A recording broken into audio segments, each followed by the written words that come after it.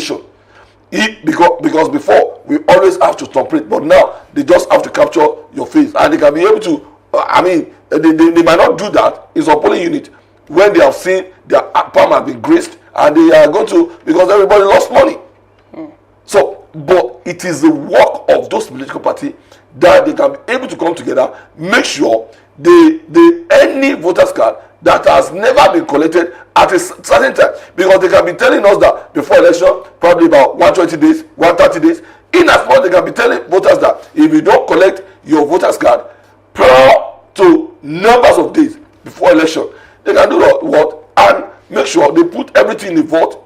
They mop everything from each local government and they put it in vote. And mind you, it is the work of some political party who are going to be collecting voters card and say they are going to be able to distribute it. There's a lot of things.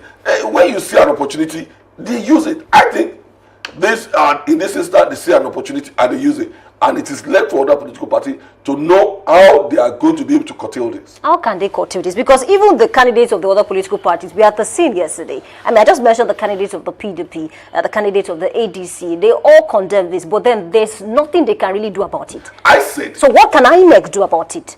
I now tell you, before any election, they will call all these political parties together to tell them how they are going to be able to. They normally even sign documents that they are not going to cause any mayhem or any problem, or probably invite talks to disrupt elections. So at this particular time, when they are doing the meeting in the local government at the state level, this is what they have. They always have meeting with INEC.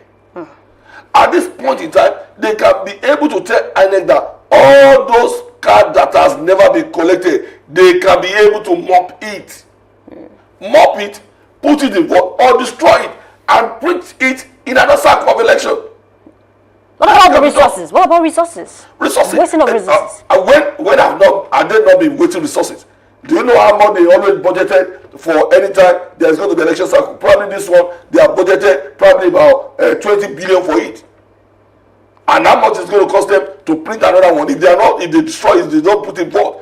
Because people that are going to vote, put in vote, are you going to trust them? So destroying the cards is the best option? It's the best option. I reprint it anytime.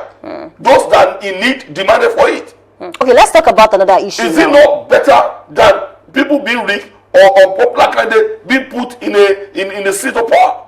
Unpopular, you say? I'm saying because unpopular among the electorate. If election is not being rigged, unpopular candidate cannot be rigged and cannot be on the seat of any probably senate or governorship, which is wrong. Okay, who benefited more from this issue now? Which of the political parties benefited more? It is not about political party. It is about what others, when they have an opportunity, does all the time. It was reported in 2019 that PDP candidate Oyo did it as well. It was reported. That is why somebody like Adelabu of APC can be able to challenge it to the Supreme Court. It was really said when it was appealed. The PDP Yashimakide won the tribunal, and what's it called? Adelabu won appeal. It was Supreme Court that threw it away, because things like this have been seen. It is not the first time they have been doing it, but I think the political parties don't want to learn. They don't want to learn from past mistakes, and it's costing our election and it's costing our economy, because anybody that doesn't supposed to be in the seat of power, when they get there, they do a lot of things that is going to damage to the economy. The opposition parties now and their candidates, do they have the power to decide what INEC should do with the cards that people have refused to come and collect? They can be able to do meeting on it, and they can be able to have a single voice. That is what I'm saying. They can be able to have a single voice, because when they are doing the meeting, it is not about PDP or APC. It's about other political parties, whether they are 20 or 30, being represented there. Even if they are not that popular, and they have the voice, they always have one voice.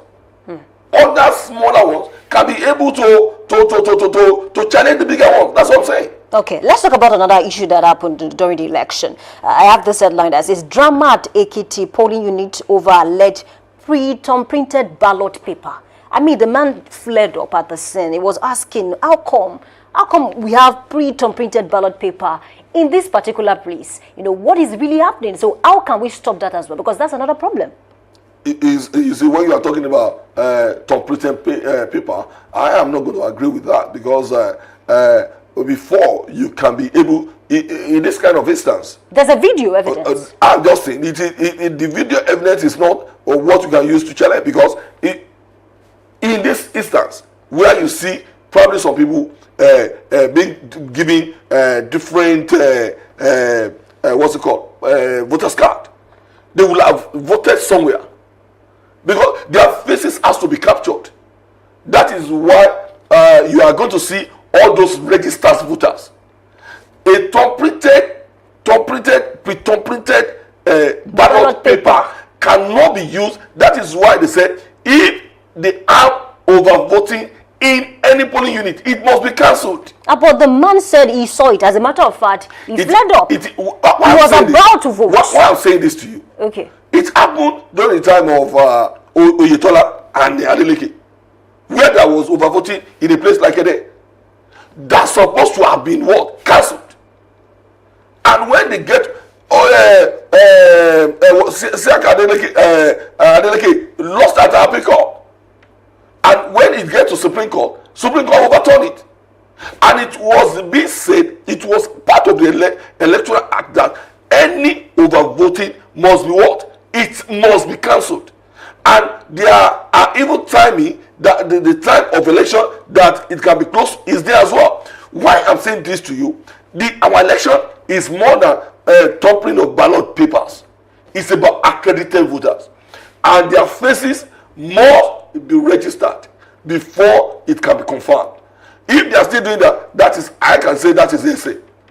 Yes, see, but okay. I can say you know, when you are talking about the what's it called, the voters card, I'll be able to agree with you. These people that are being given those voters card, they might go to polling unit F and leave that place and go to G, and because their faces needs to be captured.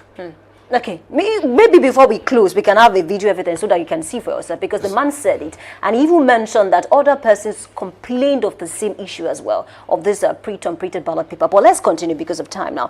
Let's also talk about the issue of the beavers one more time, because certain people complained that, you know, it could not capture their faces. And so if it cannot capture your face, how then are you supposed to vote? So I want you to reel out, you know, some solutions to this problem, even as we prepare for other elections. Even before 2027, we have the Osun State election and a whole lot of other elections across the country. How can we stop that?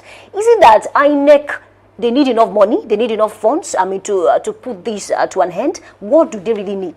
Thank you very much. Why I'm saying this is essay and something that is not going to start at the court of law. I know what I mean. Now, before these beavers, all what they do before is that where your tongue printed, or your tongue cannot be recognized, you are going to fill a certain form, and the parties, people that want to read, they use that as an opportunity, and they will fill all the paper. Now, that one has been cancelled. That one is being treated as illegal, and it has been stopped. That is why they are talking about capture of faces. And even if 10 faces are captured, you can request from, that is why a lot of things can be requested from INEC, and they can be able to identify them if you're ready to spend the money. But people now saying that it cannot be able to capture their face. I think if that one is done, if they can be able to challenge the court, that particular polling unit or anywhere it's been done is going to be counted invalid. Across several polling units. And it is going to be counted. And if they have that evidence, it's not somebody saying it, because it is easy to capture your face. Even if you are operating as an account like OPay or any other thing, they are going to capture your face. It's easy to do. It's only when you are in darkness, and we are not going to vote at probably 1 a.m. or 12 a.m. or 10 p.m. at night. We are going to do it in the afternoon.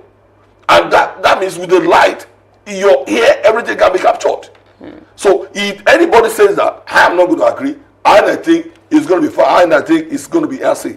Okay, let's talk about the political party now, because I mean, a lot of Nigerians are not even interested in coming out to vote, even though the media houses and other persons, individual groups are trying to encourage people to come out to vote. How can we assure Nigerians who are not interested in politics in Nigeria to come out en masse to vote for the other elections that we are preparing for? Because this particular one, this particular election that happened in Ekiti State, I mean, look at the numbers. I mean, the margin is too much, for any state, basically. But we need to do better, speaking about the other elections. I think it's always everywhere in the world. That is why that is done. I think with your state, I have a registered voter of probably 2-point-something million. And when you see that anytime they want to do an election, you are going to see that probably less than 800,000 people voted, or probably 700,000 voted. That is where you are going to know. Even in a place like the United States of America, even in UK, I remember during the time of Ken Livingstone, when he wanted to become, mayor of London. And you see probably about 5 million, UK then was about 5 million people. And who voted? How many people voted him in?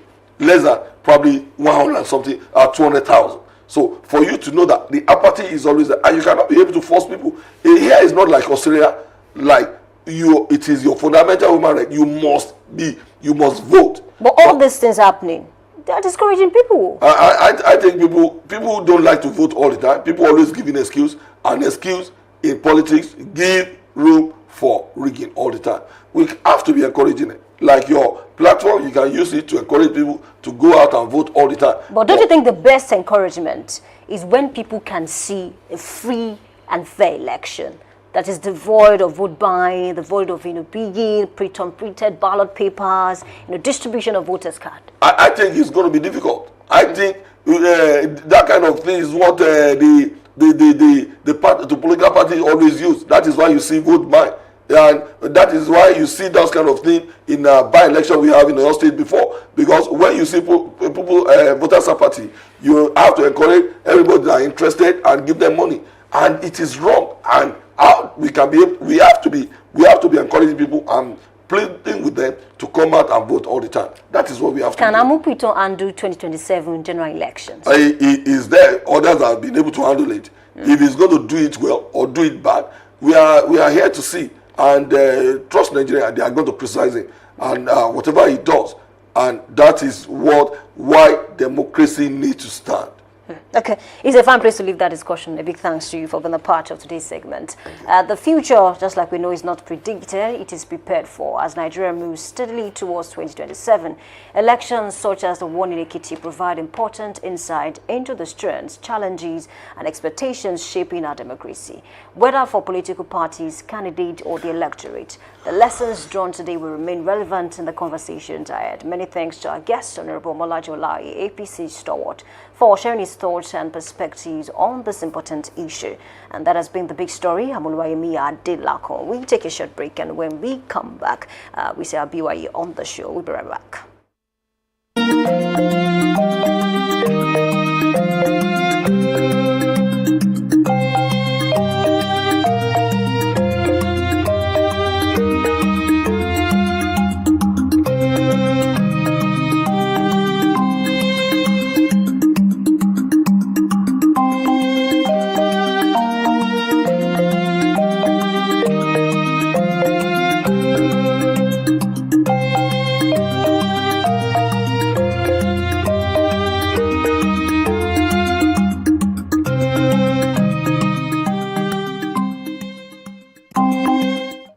I think the focus is on the election umpires in the country. INEC and every other person that would be involved in the forthcoming elections. Many persons are already preparing, but many eyes also are on you people. You have to do right by the people and by the Constitution and the Electoral Act as well.